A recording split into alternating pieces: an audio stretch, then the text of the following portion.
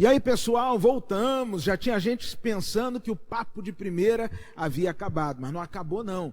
Hoje nós estamos retornando com o Papo de Primeira Responde, aonde nós teremos um tempo de interação.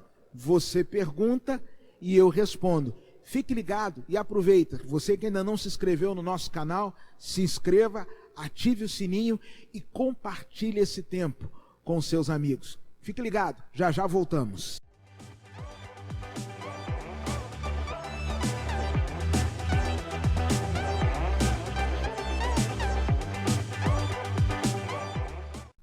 Pois é, hoje nós estamos aqui neste Papo de Primeira Responde e você sabe como é que foi feito, né?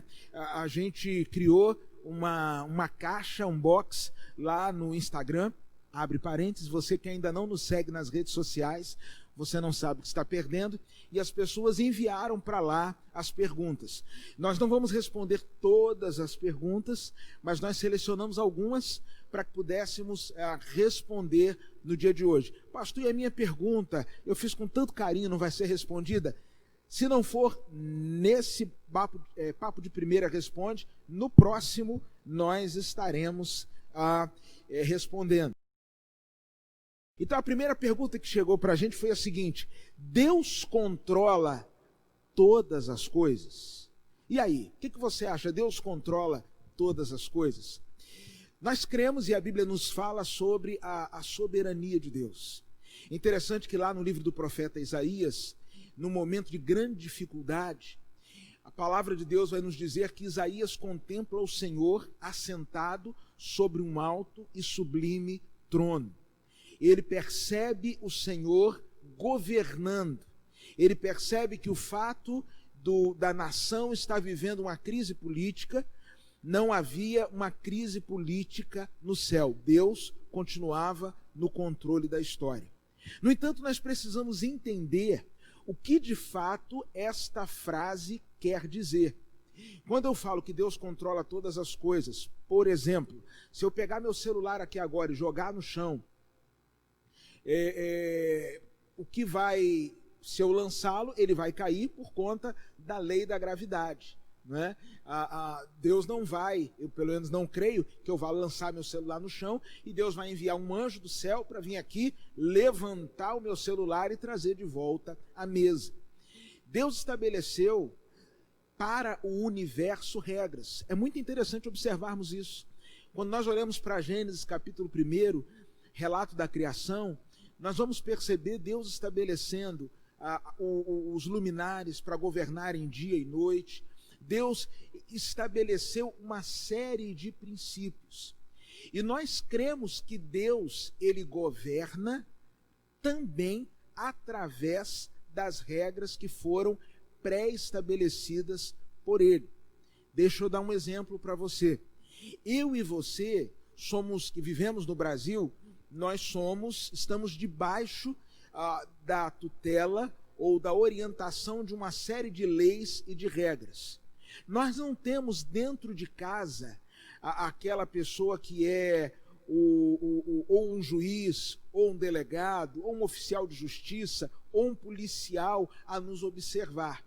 Mas nós somos regidos pelas leis que foram pré-estabelecidas. Então, Deus estabeleceu regras para o funcionamento deste mundo e controla todas as coisas de acordo com regras que ele mesmo estabeleceu. Quando estas regras são subvertidas, acontece aquilo que eu e você chamamos de milagre. Um dia, uma pessoa me perguntou assim: pastor, a minha mãe foi atropelada por um ônibus e veio a óbito. Deus poderia ter evitado a morte de minha mãe? E eu dizia àquela pessoa: Deus estabeleceu algumas regras. Uma delas, por conta do nosso pecado, a morte entrou no mundo. Então, existe a regra da finitude. Segunda regra, você há de convir que aquele ônibus, com toda aquela estrutura, na velocidade que vinha, ele tem uma força superior à capacidade do nosso corpo de suportar o impacto. Então, o fato de falarmos que Deus controla todas as coisas é reconhecer, é uma expressão de reconhecimento que o Senhor estabeleceu as regras para o funcionamento deste universo e através destas regras ele vai controlando, exercendo o seu soberano domínio sobre todas as coisas. Segunda pergunta que chegou aqui para a gente foi a seguinte: seria o coronavírus o princípio das dores? Jesus Cristo, lá no Evangelho de Mateus, no capítulo 24, ele vai falar sobre o princípio das dores. Nós acreditamos no seguinte, que a partir do momento, e aí é a minha posição teológica pessoal, desde a vinda de Cristo ao mundo, quando ele veio ao mundo, Deus encarnado, morreu, ressuscitou. Quando ali na cruz ele declarou: está consumado.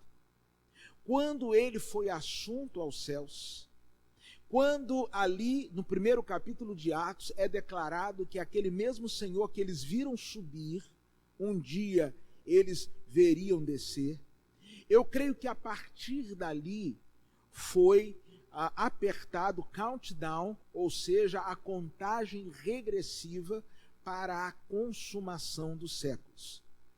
Eu creio, e quando eu olho para a Bíblia, e você vai dizer assim: pastor, mas doenças sempre existiram, guerras sempre existiram, mas existem algumas coisas que estão acontecendo nestes dias que pessoalmente me fazem crer que nós estamos rumo à consumação dos séculos. E uma das coisas que muito me chama a atenção é que o Senhor Jesus Cristo disse que o evangelho do reino seria pregado a todas as nações e então viria o fim. Para mim, o que mais me sinaliza como a possibilidade e a realidade da consumação dos séculos não são as doenças, não são as catástrofes, não são as guerras, mas sim o fato do evangelho do reino estar sendo pregado em todas as nações. Países fechados estão vivendo verdadeiros avivamentos. Por isso, o coronavírus é um sinal, confirma aquilo que a Bíblia profeticamente afirmou sobre enfermidades, mas para mim o grande sinal de que nós estamos rumo à consumação dos séculos é a propagação do evangelho às mais variadas nações. Deixa eu só abrir um parênteses aqui. O diretor falou comigo assim: pastor, fala pouco. E isso é difícil para mim. Mas, por exemplo, na semana passada, aquela conferência com o pastor Samitip, que nós traduzimos aqui na igreja, ela foi traduzida e foi transmitida em mais de 45 países. Só no Irã, aquela mensagem teve 5 milhões de visualizações. É o evangelho do reino sendo pregado a todas as nações. Isso, para mim, é um sinal que eu e você precisamos considerar como sinal dos tempos. Uma outra pergunta que chegou aqui, vamos lá, mais uma pergunta. Pastor Tércio, como assimilar um governante tão controverso que se diz representante de Deus? E a outra pessoa pergunta: seria Jair Bolsonaro um enviado de Deus? Gente, essa pergunta é boa, né? E, na verdade, vieram 4 perguntas falando no mesmo viés. Nós estamos vivendo hoje numa sociedade polarizada, uma sociedade extremamente dividida. E nós precisamos entender algumas coisas. Primeiro, o posicionamento da igreja não é um posicionamento nem de direita, nem um posicionamento de esquerda. O posicionamento da igreja com relação à vida, com relação à justiça social, com relação às mais variadas formas de injustiça, é um posicionamento do alto. E em alguns momentos o nosso posicionamento vai encontrar eco com as ideologias da direita, e em alguns momentos o nosso posicionamento pode encontrar eco com as ideologias da esquerda. Talvez um dos grandes problemas que nós estamos tendo no nosso país é que nós estamos hoje com uma ausência de referenciais. O pódio está vazio. No passado, nós tínhamos inúmeros homens e mulheres que nós olhávamos e dizíamos assim: é essa pessoa que eu quero seguir. E o ser humano, neste momento, onde o seu coração está vazio de referenciais, ele tem feito do seu coração uma fábrica de ídolos. Eu não acredito que Jair Bolsonaro seja o Messias, apesar de ter Messias no nome. Eu creio que ele foi um homem que foi democraticamente eleito, escolhido pela maioria dos brasileiros, mas, sincero e honestamente, eu não acredito que ele seja um representante de Deus. A instituição que Deus deixou na terra para representá-lo foi a sua igreja. Nós, sim, somos sal da terra e luz do mundo. Por isso, é muito perigoso quando nós nos lançamos a quaisquer ideologias políticas, acreditando que nessa ideologia ou naquela outra ideologia nós vamos encontrar a figura de um Messias, a figura de um Salvador. Por isso, qual é a nossa atitude? A Bíblia diz que devemos nos submeter às autoridades, e Paulo vai falar sobre isso em Romanos capítulo 13, Pedro vai falar sobre isso na sua primeira carta, e é importante que, quando Pedro fala de submissão à autoridade, Pedro estava falando de Nero. Nero, que queimava cristãos, que lançava cristãos na arena, e a nossa submissão, obviamente, não significa concordância com tudo. Eu não subscrevo pessoalmente a todas as falas do presidente, eu não subscrevo a todas as atitudes do governador do nosso estado, nem subscrevo tampouco a todas as atitudes do nosso prefeito. Mas, como cidadão do céu, eu tenho o compromisso de orar por eles. Eu penso que a igreja perde o foco quando coloca a sua esperança em qualquer outra pessoa que não no Senhor. A solução para o Brasil, a solução para o mundo, não está nem num governo de direita, nem num governo de esquerda, nem num governo de centro. Nós cremos que a solução para o mundo está na bendita pessoa do Senhor Jesus. A Segunda Guerra Mundial revelou uma coisa muito interessante, que foi a falência das mais excelentes estruturas sociais. Povos que tinham as mais excelentes estruturas sociais, como que de educação, de formação, cometeram verdadeiras atrocidades durante a guerra.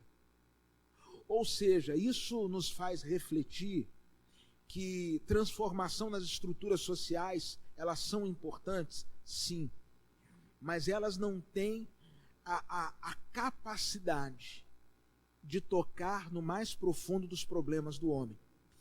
Gosto, às vezes, de pensar na origem das palavras. Por exemplo, a palavra corrupção. A palavra corrupção, literalmente, significa uma ruptura no coração. Então, corrupção, antes de se relacionar a algo que acontece do lado de fora, antes de tudo é fruto de uma ruptura que aconteceu do lado de dentro. Deixa eu caminhar aqui, ó. O diretor aqui é brabo, gente. O diretor já olhou para o relógio 5 vezes e é melhor eu caminhar. Mais uma pergunta que chegou para nós, deixa eu ler aqui. Vamos lá, não desliga não. Sabemos que os textos, quando traduzidos, perdem muita coisa. Expressões idiomáticas e palavras que muitas vezes só existem naquela cultura, é verdade. Ao longo de tantas traduções da Bíblia, como ter certeza que nada foi acrescentado nem suprimido diante de tantas traduções, principalmente no período, onde os textos eram manuscritos e não existia a prensa? A pergunta é: como é que eu posso ter certeza que esse texto que está na minha mão, é um texto confiável, digno de confiança? A pergunta é boa, e eu não sei se a minha resposta vai ser tão boa quanto a pergunta. Mas existem algumas coisas que nós precisamos considerar. Na década de 40 do século passado, foram descobertos os manuscritos do Mar Morto, ali na comunidade Qumran.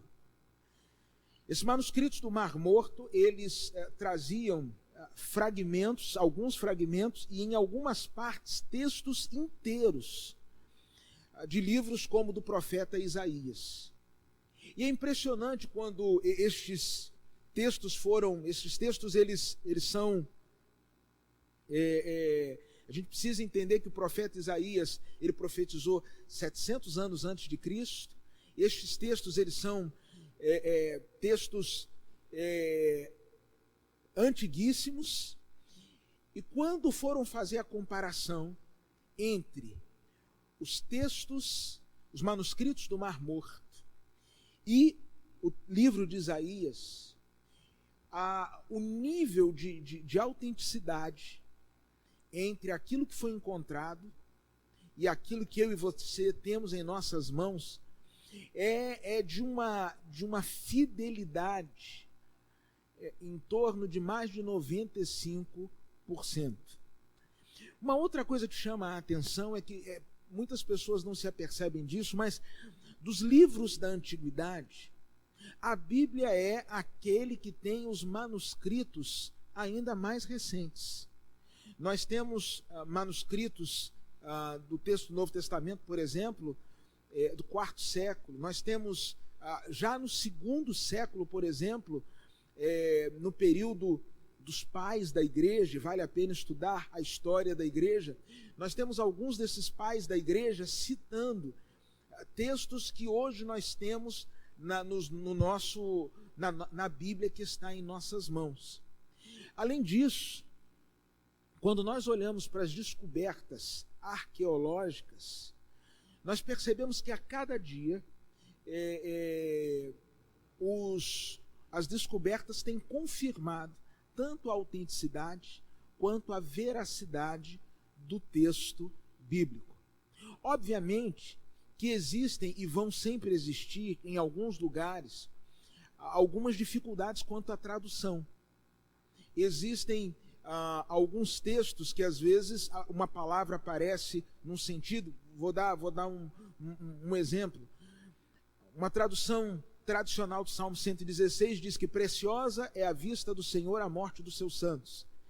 Uma outra tradução diz assim: Deus não tem prazer na morte dos seus santos.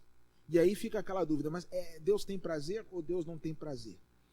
E alguns hebraístas vão dizer que a ideia de precioso ali é algo que tem um alto preço, é algo que é muito caro. Então, você eventualmente vai encontrar algumas,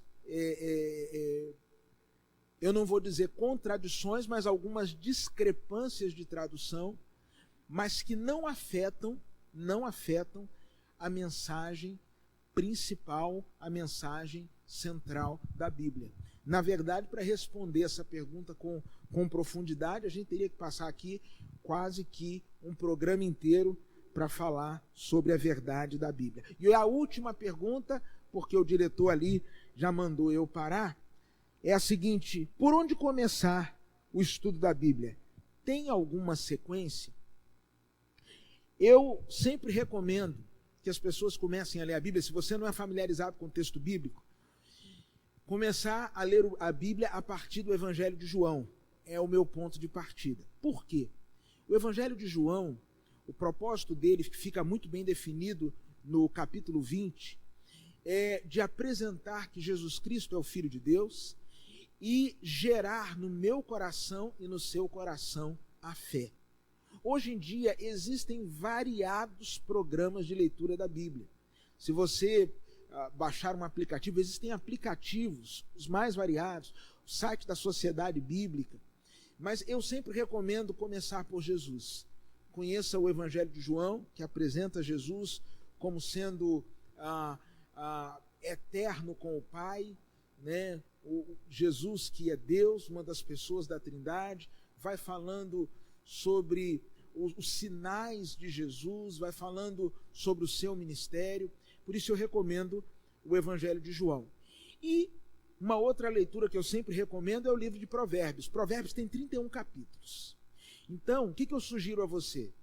Leia um capítulo de Provérbios por dia. Um capítulo, só isso. É o suficiente para você começar e ir, de alguma forma, adquirindo e guardando os princípios bíblicos da sabedoria. Bem, temos muitas outras perguntas, mas vão ficar para o Papo de Primeira Responde, segunda edição. Isso se o diretor permitir que a gente faça uma segunda edição.